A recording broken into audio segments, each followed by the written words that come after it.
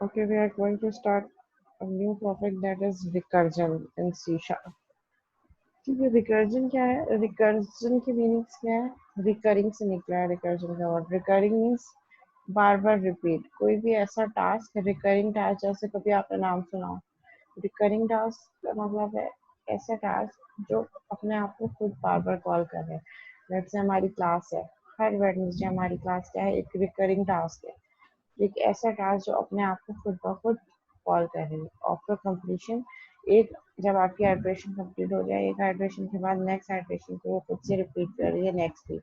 फिर आज की क्लास एंड होगी, फिर उसके बाद नेक्स्ट वीक फिर दोबारा क्लास करेंगे। इसी तरह हम प्रोजेक्ट मैनेजमेंट वगैरह पे जब काम करेंगे, कुछ टास्क ऐसे होते हैं जो रिपीटिंग टास्क होते हैं। लेट से आपके ऑफिस में फॉर एग्जाम्पल हर फ्राइडे टू फ्राइडे मीटिंग है हो रही है, ठीक है, कि आपने इस पूरे वीक क्या जो है वो टास्क परफॉर्म किए हैं। तो ऐसे टास्क को हम क्या कह रहे हैं? रिकरिंग टास्क जो अपने आप को खुद से कॉल कर रहे हैं।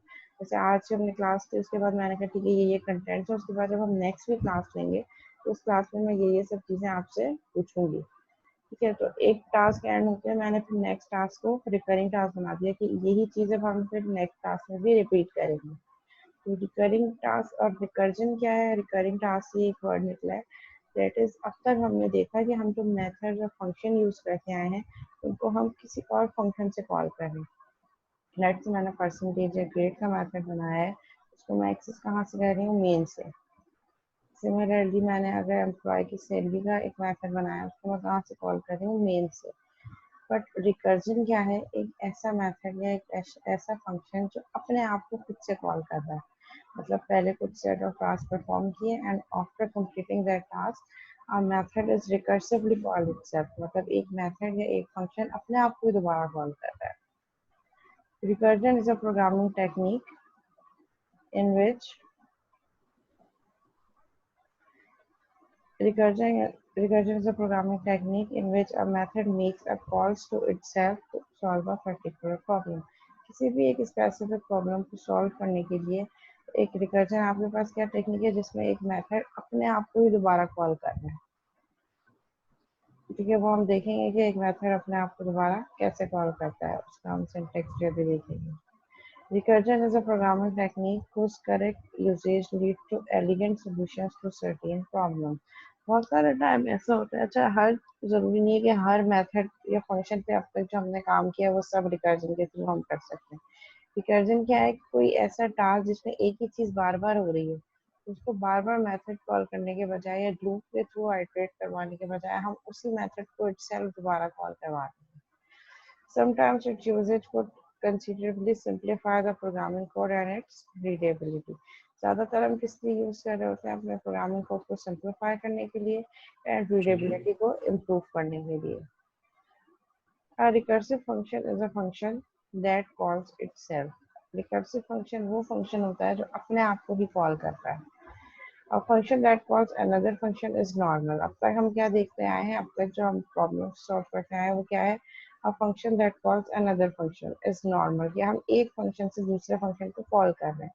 लेट से मेन से परसेंटेज का मेथड या फंक्शन और परसेंटेज से ग्रेड का फंक्शन। ये क्या है? एक फंक्शन या एक मेथड से दूसरे मेथड या फंक्शन को कॉल करना। बट रिकर्जन क्या है? कि एक फंक्शन अपने आप को भी दोबारा कॉल कर रहा है। That is a recursive function. तो वो फंक्शन क्या होगा? एक रिकर्सिव फंक्शन होगा। ठीक है, इसका सिंटेक्स क्या है? इन्होंने एक एग्जांपल दी हुई है, पब्लिक स्टैटिक इंट कैलकुलेट सम। ये फंक्शन है, ठीक है, और इसमें इंट क्या है? उसकी रिटर्न टाइप है कि ये फंक्शन जब वापस जाएगा तो क्या लिखा जाएगा? रिटर्न करेगा कोई ना कोई इंटीजर वैल्यू। सिमिलरली, और ये फंक्शन इनपुट इनपुट क्या ले रहा है? दो आर्गुमेंट्स, एक एन एंड एक एम। ये फंक्शन की बॉडी में क्या काम हो रहा है? Int sum is equal to n. एक वेरिएबल डिक्लेयर किया हमने सम, और उस वेरिएबल को कैसे इनिशियलाइज कर दिया? एन से। यानी कि जो आर्गुमेंट फर्स्ट आर्गुमेंट पास होगा, जो फर्स्ट वैल्यू पास होगी वो किसको असाइन हो जाएगी? सम को। और फिर इफ की कंडीशन में हमने क्या किया? If n is less than m. अगर एन की वैल्यू यानी कि जो दो नंबर पास होने उसमें जो फर्स्ट वैल्यू है वो सेकंड नंबर से छोटी है, तो क्या करो? एन में इंक्रीमेंट करो एक का, एन में एडिशन करो n plus plus, and then return करो sum is equal to sum plus calculate sum recursively. यहाँ पे हमने क्या किया, ये रिकर्जन हो रही है, इसी मेथड के अंदर से मैंने इसी मेथड को कॉल करवा दिया।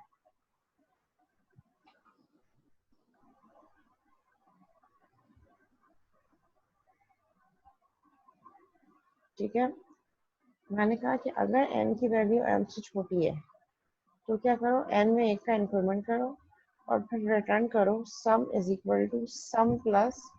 ठीक है, sum plus is equal to, क्या मीनिंग है, ये स्टेटमेंट किसके इक्विवेलेंट है, return sum is equal to sum plus calculate sum recursively. और n की जो अपडेटेड वैल्यू है जो +1 की है वो दोबारा सेंड कर दो कहाँ, इस मेथड में।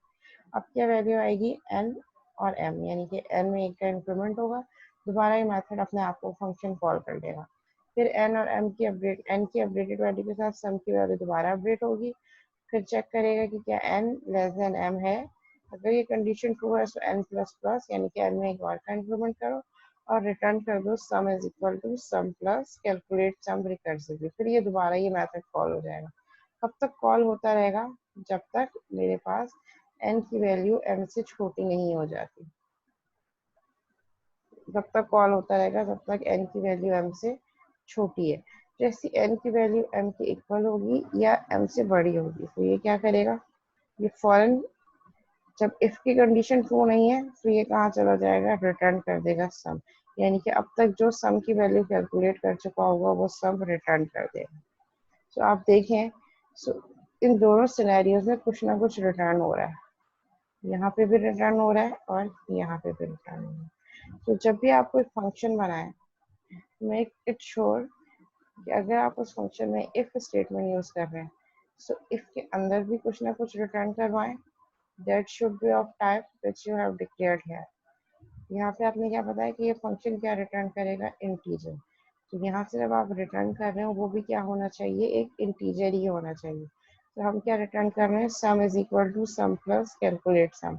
तो सम भी यहाँ पे क्या है, इंटीजर है, और कैलकुलेट सम भी इटसेल्फ क्या रिटर्न कर रहा है, इंटीजर। तो ये जो कैलकुलेट सम की जो भी वैल्यू आएगी वो कहाँ ऐड हो जाएगी, सम में, और सम होने के बाद रिटर्न होगी। तो दोनों इंटीजर है तो क्या रिटर्न हो जाएगा, एक इंटीजर रिटर्न हो जाएगा।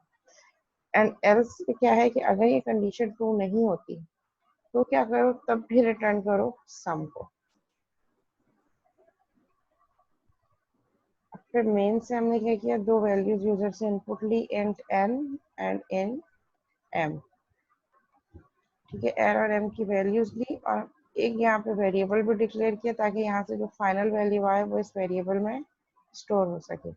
int sum is equal to calculate sum recursively। Calculate sum recursively को कॉल हमने मेन से ही किया एक दफा, फर्स्ट टाइम मेन से कॉल किया और उसके बाद फिर ये फंक्शन अपने आप को ही कॉल कर रहा है जब तक ये कंडीशन ट्रू हो रही है। तो प्रोग्राम कहाँ से स्टार्ट होगा, मेन से ही। एंट्री पॉइंट हमेशा मेन होता है हमारा। Then enter number n, user से इनपुट लेगा n, सिमिलरली यूजर से इनपुट लेगा m। दो नंबर्स इनपुट लेगा और इन दोनों नंबर्स को कहाँ पास कर देगा, n और m की वैल्यू में रख के पास कर देगा कैलकुलेट सम रिकर्सिवली के फंक्शन में। तो मेरे प्रोग्राम का कंट्रोल मेन से निकल के कहाँ चला जाएगा, इस फंक्शन की बॉडी में। अपने साथ दो वैल्यूज लेकर आएगा n एंड m, और n और m की बेसिस में सम अपडेट होगा, n अपडेट होगा, और उसके बाद बार बार ये मेथड अब फंक्शन अपने आप को कॉल करेगा जब तक n की वैल्यू m से छोटी है। जैसे n की वैल्यू m से बड़ी हो जाएगी तो फिर ये क्या रिटर्न करेगा, ओवरऑल सम। जब फाइनल सम रिटर्न होगा वो जाके कहाँ स्टोर हो जाएगा, यहाँ इस सम की वैल्यू में, and then console dot write पे सम प्रिंट हो जाएगा। तो ये प्रोग्राम बेसिकली क्या कर रहा है, ये जो दो नंबर आपने पास किए हैं उन दो नंबर का के बीच में जितने भी नंबर आ रहे हैं उनका सम। लेट क्या एग्जांपल है, create a program which calculate the sum of all the numbers from n to m recursively। यानी कि आपने n और m इसके रेंज के अंदर जितने भी नंबर आ रहे हैं उन सबको ऐड किया। लेट्स से यूजर ने n दिया है 1 और m दिया है 5, तो ये 1 और 5 यहाँ लेकर जाएगा और 1 और 5 के दरमियान जितने भी नंबर हैं उन सबको ऐड करेगा, लाइक 1 + 2। जो रिजल्ट आएगा उसको फिर ऐड करेगा नेक्स्ट नंबर दैट इज 3, फिर जो रिजल्ट आएगा उसको फिर ऐड करेगा 4। 1 + 2 क्या हो जाएगा, 3, जो कि फिर नेक्स्ट आने वाले नंबर से ऐड होगा। 3 + 3 6, सम हो गया 6 और फिर नेक्स्ट नंबर है मेरे पास 4, 6 + 4 10, सम मेरे पास 10 हो गया और नेक्स्ट नंबर है 5, सो 10 + 5 15। तो ये जो दो नंबर आप पास कर रहे हैं उन दो नंबर के बीच में सम जनरेट करेगा प्रोग्राम रिकर्सिवली।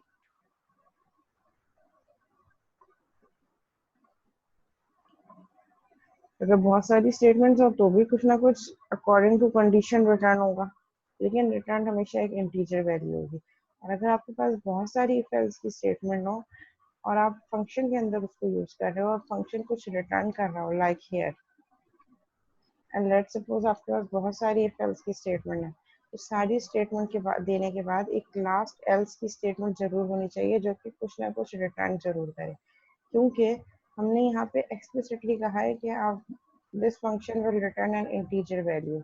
और अगर हम सारी इफ एल्स दे देंगे विदाउट लास्ट एल्स, सो ये पॉसिबिलिटी है कि उन सारी इफ में से कोई भी ट्रू ना हो, तो फिर कुछ रिटर्न नहीं हो सकेगा। इसलिए एक लास्ट एल्स देना मैंडेटरी है, ताकि ऊपर की गिवन इफ कंडीशन में से कोई भी ट्रू ना हो तो लास्ट वाली एल्स वाली स्टेटमेंट कुछ ना कुछ रिटर्न कर रही हो। क्योंकि जब आपने यहाँ पे बता दिया ना इंट, so it's mandatory कि method should return a value। so if में क्या है, आपके पास possibility है कि अगर ये condition true होगी तभी ये कुछ return करेगा, अगर ये condition true नहीं होगी तो फिर ये कहाँ चला जाएगा, बाहर। इसीलिए यहाँ पे कुछ ना कुछ रिटर्न करवाना जरूरी होगा, जो कि यहाँ पे क्या काम कर रहा है, else। अगर ये ट्रू नहीं होगा तो ये तो हर हाल में रिटर्न करेगा कुछ ना कुछ। तो इस केस में फंक्शन हमारे पास रिटर्न कर रहा है। अच्छा, अब इसको और बेटर समझने के लिए इसके एक डायग्राम गिवन है इसी वाले कोड की। अगर कोड आपको समझ आ गया है तो हम इसको ड्राई रन करके देखते हैं। ये इसका ड्राई रन है, ठीक है। अब हम एज्यूम कर रहे हैं कि यूजर ने ये जो n और m की वैल्यूज ली है, n की वैल्यू 1 ली यूजर ने इनपुट और m की वैल्यू दी 3। तो यहाँ से कैलकुलेट सम रिकर्सिवली में क्या वैल्यू पास होगी, 1 3, और प्रोग्राम कहाँ चला जाएगा, कैलकुलेट सम रिकर्सिवली वाले फंक्शन में। यहाँ पे n की वैल्यू कर देगा 1 और m की वैल्यू कर देगा 3। अब चेक और सम की वैल्यू कर देगा n, int sum is equal to n, यानी कि सम की वैल्यू भी क्या हो जाएगी, जो यहाँ पे वैल्यू पास हुई थी, दैट इज 1। ठीक है, उस डायग्राम में वापस जाते हैं। ठीक है, तो स्टार्ट में जब फर्स्ट टाइम ये कैलकुलेट सम रिकर्सिवली का फंक्शन कॉल होगा, सो n की वैल्यू 1 है, m की वैल्यू 3 है, जो एक्चुअल वैल्यूज यूजर ने n और m की पास की थी। और फिर इस फंक्शन की बॉडी में आके ये क्या कर देगा, sum is equal to n। So sum भी मेरे पास क्या हो गया, 1। क्लास इस डायग्राम को थोड़ा जो है ना समझने की कोशिश कीजिएगा। ठीक है, तो यहाँ तक स्टार्ट में n1 हो गया, m3 हो गया और सम 1 हो गया। यहाँ तक क्लियर है? यहाँ तक किसी को उस कोड में प्रॉब्लम में और इस कोड में अभी यहाँ तक ड्राई रन में कोई प्रॉब्लम तो नहीं है? किसी को कोई क्वेश्चन है तो यू कैन आस्क। कोई भी क्यूरी है, कोई एम्बिग्यूटी है तो नहीं है, तो फिर हम आगे बढ़ते हैं।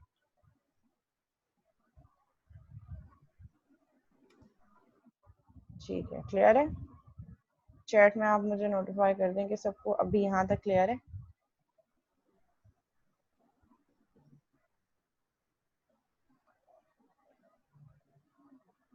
ओके, कोई क्यूरी नहीं है राइट ना।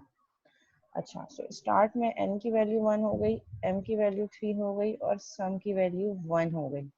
ठीक है, अब ये चेक करेगा कि क्या if n is less then m 1 is less then m, यानी कि 1 जो है वो 3 से छोटा है।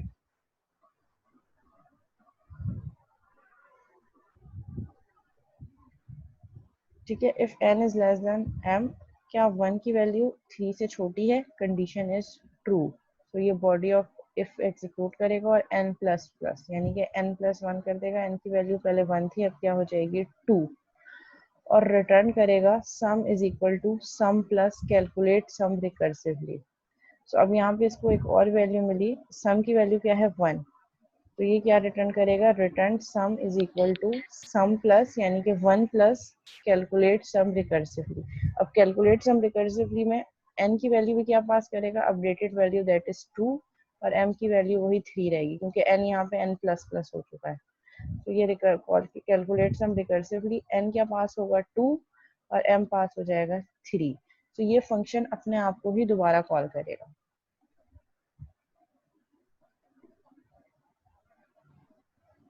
ठीक है, सो ये फंक्शन क्या करेगा, अपने आप को ही दोबारा कॉल करेगा।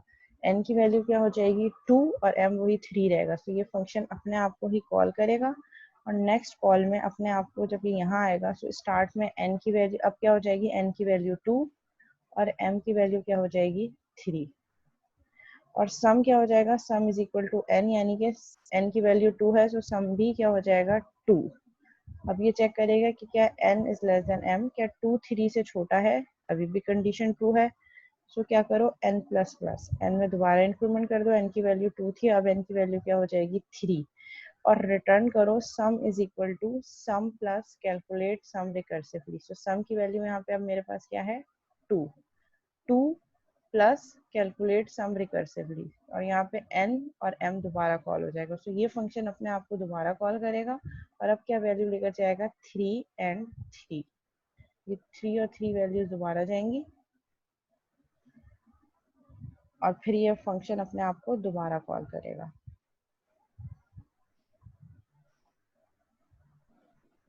ठीक है, सो जब ये दोबारा कॉल करेगा, ये लास्ट कॉल है।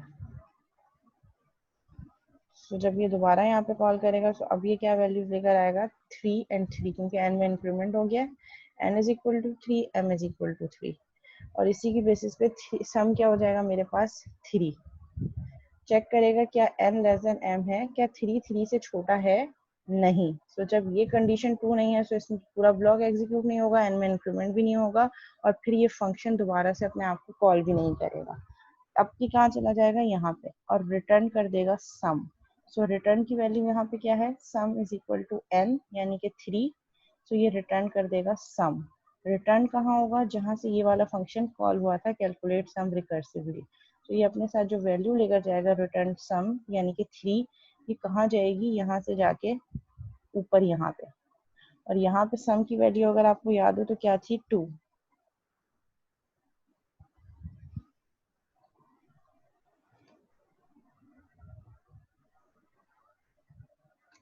ठीक है, ये यहाँ आएगा, यहाँ पे सम की वैल्यू क्या थी मेरे पास 2। तो ये क्या कर देगा 2 प्लस और ये जो कैलकुलेट सम रिकर्सिवली है इसकी जगह क्या वैल्यू लेकर आएगा जो यहाँ से रिटर्न हुई थी, that was 3। So 3 plus 2 5, total value क्या हो जाएगी 5। सो ये रिटर्न कर देगा 5, जो यहाँ से रिटर्न होगी तो कहाँ जाएगी, यहाँ से दोबारा ऊपर जहाँ से ये वाला फंक्शन कॉल हुआ था यहाँ पे, और यहाँ पे आके ये क्या वैल्यू कैलकुलेट सम रिकर्सिवली की जगह क्या वैल्यू अपडेट कर देगा 5 और यहाँ सम की पहले वैल्यू क्या थी 1। सो 1 प्लस 1 6, रिटर्न हो जाएगा कहाँ, जहाँ से ये फंक्शन सबसे पहले कॉल हुआ था। सबसे पहले कहाँ कॉल हुआ था, मेन में। मेन में सम की वैल्यू 6 कर दी और कंसोल डॉट राइट लाइन पे प्रिंट करवा दिया सम। सो यहाँ पे क्या प्रिंट हो जाएगा 1 और 3 का अगर हम सम निकालें सो 1 प्लस 2 3, 3 प्लस 3 6, तो यहाँ पे क्या रिजल्ट आ जाएगा 6। आप काइंडली ये काम करें, ये कोड अपने पास रन करें और रन करने के बाद इसका आउटपुट कोई भी वैल्यूज देकर चेक करें और मुझे अपडेट करें इसी मीटिंग पे ही। मैं वेट कर रही हूँ। ये कोड अपने पास राइट डाउन करें, मैं इसको करवा देती हूँ। दैट इज द कोड, ये है कोड।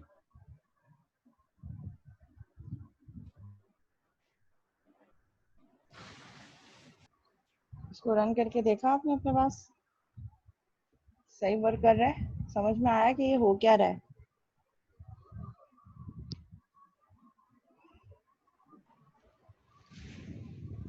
जी हसनात, कर लिया रन अपने पास, चेक किया।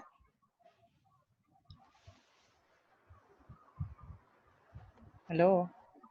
Yes ma'am. जी किया रन, यस मैम। क्या आउटपुट आया। मैम 6 आ रहा है, अगर नंबर n की वैल्यू अगर 1 रखें और m 3 रखें तो 6 ठीक है, आ रहा वैल्यू चेंज करके देखिए एन और एम की। है। जी मैम। ठीक है, तो ये वर्क कैसे कर रहा है ये सबको समझ में आ गया। अच्छा, एक चीज़, एक क्वेश्चन आया था मेरे पास, एक क्यूरी आई थी कि प्रकाश की, कि अगर जो है रिटर्न सेम करने पर डायरेक्ट मेन की बॉडी पर नहीं जाएगा। देखो बेटा, जब भी एक चीज़ माइंड में रखना, याद रखना कि जब भी कोई फंक्शन या कोई मेथड कॉल होता है तो कॉल होने के बाद वो अपनी पूरी फंक्शनैलिटी कंप्लीट करता है, और अगर कुछ रिटर्न नया भी कर रहा हो तो वो वापस कहाँ जाता है, जहाँ से वो कॉल हुआ था। तो यहाँ पे एन और एम की बेसिस वैल्यू की बेसिस पे कैलकुलेट सम रिकर्सिवली बार बार कॉल हो रहा है। अगर एन की वैल्यू 1 है और एम की वैल्यू 3 है तो ये कितनी दफ़ा कॉल होगा? एक दफ़ा तो मेन से कॉल हुआ, उसके बाद एन की वैल्यू में हम बार बार इंक्रीमेंट कर रहे हैं। सो ये किस condition, n less than m, यानी कि एक दफ़ा ये कॉल हुआ मेन से, उसके बाद फिर ये एन चेक करेगा कि क्या एन लेस देन एम है, कंडीशन ट्रू है, सो फिर ये दोबारा अपने आप को ही मेथड कॉल कर रहा है दोबारा, फिर दोबारा एन में इंक्रीमेंट कर रहा है, n is less than m है, एन में इंक्रीमेंट कर रहा है, उसके बाद अपने आप को दोबारा से कॉल कर रहा है। तो जब हर दफ़ा ये फंक्शन अपने आप को कॉल करेगा तो हर दफ़ा अपने आप को कॉल करने के बाद वापस वहीं आएगा जहाँ से कॉल हुआ था। तभी ये देखें, एन की वैल्यू 1 और एम की वैल्यू 3 है। तो यहाँ पे अगर हम नीचे देखें तो एक दफ़ा मेन से कॉल हुआ यहाँ पे, यानी कि यहाँ पे जब ये आया फर्स्ट टाइम, तो ये कहाँ से आया? ये मेन के थ्रू आया फर्स्ट टाइम। कॉल होने के बाद एम एन की वैल्यू 1, एम की value 3, sum is equal to 1, क्योंकि हमने यहाँ पे रखा है sum is equal to n. और फिर ये चेक कर रहा है कंडीशन, और उस कंडीशन की बेसिस पे ये दोबारा अपने आप को कॉल कर रहा है। रिटर्न करो sum is equal to sum plus calculate sum recursively. तो ये sum is equal to sum plus बाद में करेगा, पहले इसको एक और इसी फंक्शन का कॉल मिल गया, तो ये यहाँ से कहाँ चला जाएगा? कैलकुलेट सम रिकर्सिवली में अपने आप को ही दोबारा कॉल करेगा with value of n is equal to 2 and value of m is equal to 3।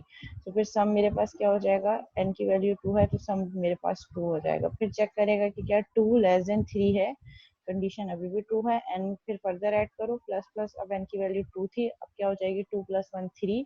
तो फिर रिटर्न करेगा sum, sum is equal to sum plus calculate sum recursively. तो सम की वैल्यू 2 होगी यहाँ पे, plus calculate sum recursively n और m, यानी कि अब क्या पास हो जाएगा? 3 और 3, और प्रोग्राम यहाँ दोबारा से अपने आप को कॉल करेगा यहाँ। देखिए एरोज बता रहे यहाँ से, फिर ये दोबारा फंक्शन अपने आप को कॉल करेगा, ये कंडीशन चेक होगी, उसके बाद दोबारा यहाँ से यहाँ आएगा। फिर यहाँ आने पर एम एन की वैल्यू 3 और एम की वैल्यू भी 3, और यहाँ पे सम भी मेरे पास क्या हो जाएगा? 3।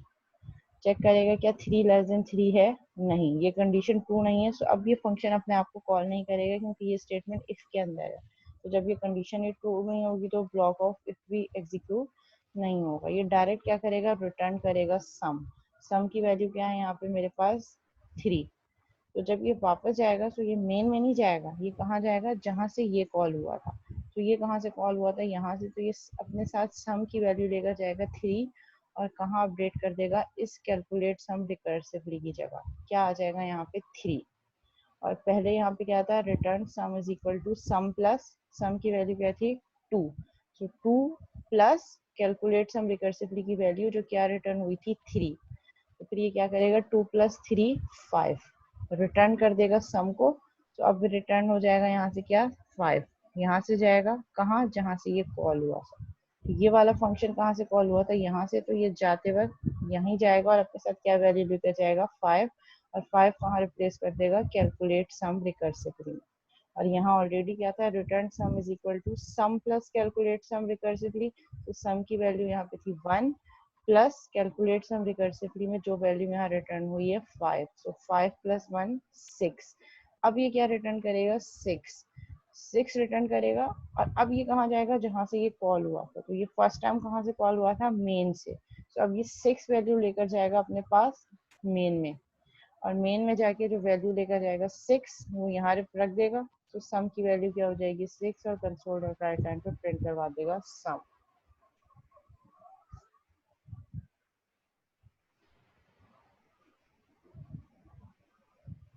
जी प्रकाश, क्लियर हो गया?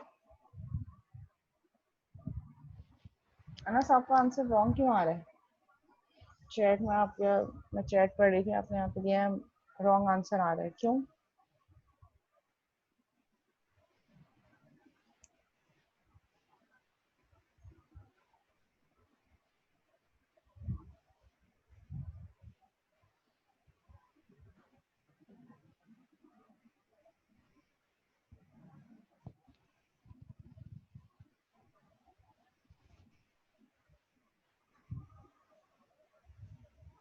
अच्छा, आप क्लियर हो गया अनस? अच्छा, मीटिंग भी हमारे पास एंड होने वाली है। तो मीटिंग एंड होती है तो इसी मीटिंग आईडी को हम दोबारा ज्वाइन करते हैं। ठीक है, मीनवाइल हमारे पास अभी 1.5 मिनट है। सो अगर कोई क्यूरी है रिकर्जन से रिलेटेड या आज जो हमने एग्जांपल देखी उससे related, so you can ask, नहीं तो फिर नेक्स्ट सेशन में हम ये जो मीटिंग एंड होने के बाद दोबारा रिज्वाइन करेंगे, उसमें फिर हम कुछ 2-3 और एग्जांपल्स देखेंगे रिकर्जन की।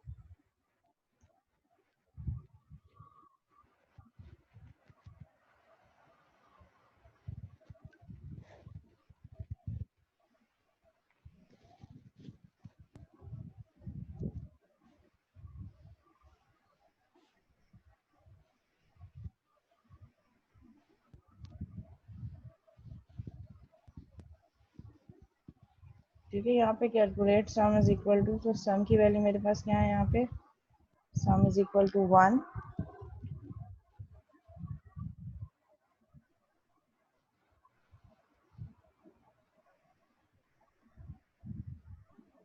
ठीक है, तो यहाँ पे मेरे पास क्या है, sum is equal to 1। And similarly यहाँ पे जब हम इसको कॉल करते हैं, कॉल करते वक्त ये रिटर्न ये स्टेटमेंट मेरे पास क्या कह रही है, return sum is equal to some